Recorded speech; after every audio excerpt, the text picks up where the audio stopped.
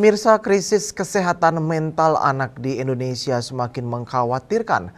Wakil Menteri Kesehatan Dante Saxono Harbuwono mengungkapkan bahwa sekitar 15,5 juta anak menghadapi masalah psikologis tanpa pendampingan yang memadai. Guna merespon hal tersebut, Kemenkes mendorong penguatan sistem pendampingan berbasis sekolah dan lingkungan terdekat.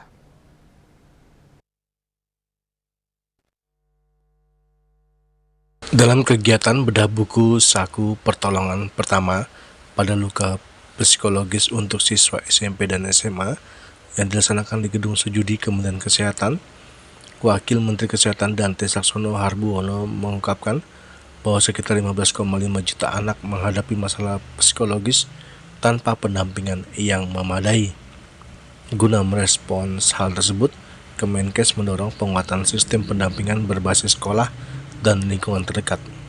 Berdasarkan temuan yang diperkuat hasil evaluasi program cek kesehatan gratis Kementerian Kesehatan, data menunjukkan gangguan psikologis pada anak terjadi 5 kali lebih tinggi dibandingkan kelompok usia dewasa.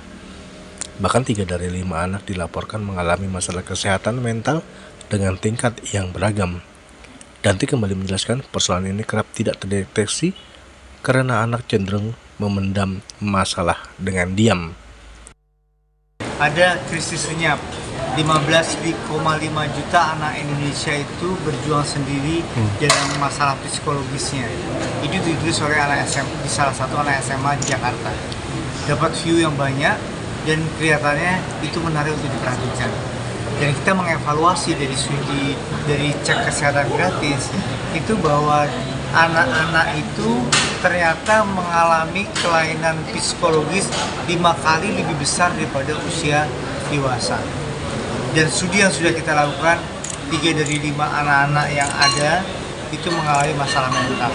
Cuman kadang-kadang masalah mentalnya itu namanya anak-anak tidak keluar. Mereka biasanya diam, mengurung diri, kemudian kadang-kadang mereka itu tidak tahu harus kemana. Dan dengan kegiatan ini, kegiatan bedah buku ini, kita akan membuat penguatan secara pertemanan yang diundang anak siswanya, guru BK dan kepala sekolah.